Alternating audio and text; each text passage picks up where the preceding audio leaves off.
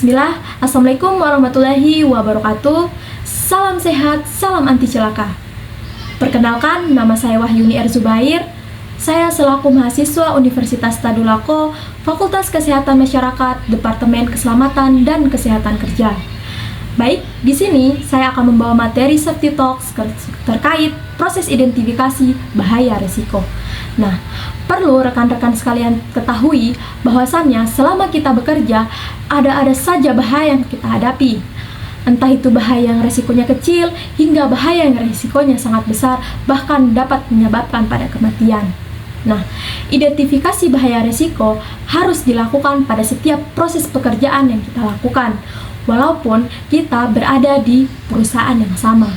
Bisa jadi setiap proses yang kita lakukan itu memiliki bahaya yang berbeda-beda. Misalnya, bahaya pekerjaan yang melakukan aktivitas gerinda otomatis akan berbeda dengan pekerjaan yang melakukan aktivitas pengelasan. Nah, oleh karena itu diharapkan semua pekerja itu dapat mengidentifikasi adanya sumber-sumber bahaya sehingga akan senantiasa waspada selama bekerja. Nah, ketika para pekerja telah mengetahui bahaya-bahaya tersebut, bukan serta-merta dapat melakukan pengendalian dengan menggunakan APD.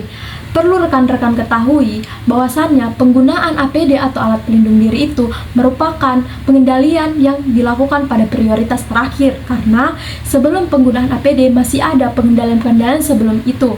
Nah, pengendalian yang saya maksud ini merupakan pengendalian bahaya yang disebut dengan konsep hierarki pengendalian bahaya. Nah, di sini saya akan sedikit menjelaskan terkait tahap hierarki pengendalian bahaya tersebut. Yang pertama ada tahap eliminasi. Tahap eliminasi ini tentunya kita mentiadakan sumber bahaya.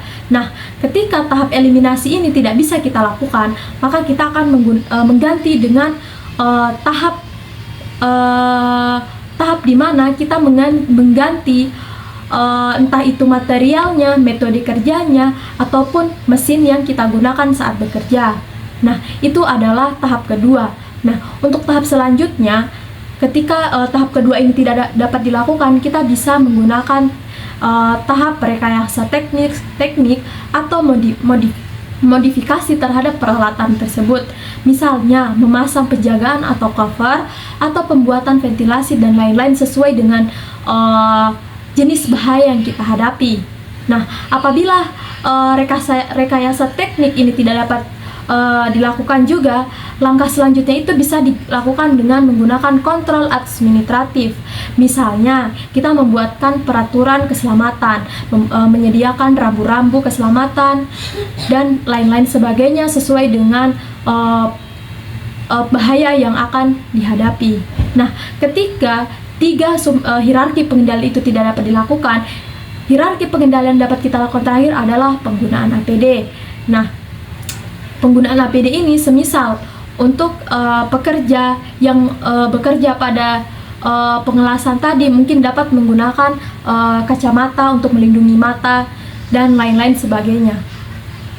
Nah, dari penjelasan singkat tersebut, perlunya rekan-rekan sekalian perhatikan bahwasannya pengendalian dari resiko bahaya ini tidak serta-merta langsung menggunakan APD, tetapi masih ada pengendalian sebelum APD yang dapat kita lakukan sehingga pengendalian tersebut dapat efektif. Nah, jadi alangkah baiknya semua jangan pernah puas ketika setiap bahaya itu diselesaikan dengan menggunakan APD. Kita perlu mencoba untuk melakukan konsep hierarki pengendalian tersebut. Nah, mungkin sedikit yang dapat saya sampaikan. Semoga bisa menjadi perhatian kita semua dalam bekerja sehingga sehingga kita terhindar dari bahaya-bahaya dan resiko bahaya terjadinya kecelakaan saat bekerja. Tetap semangat dan tetap jaga keselamatan. Salam safety.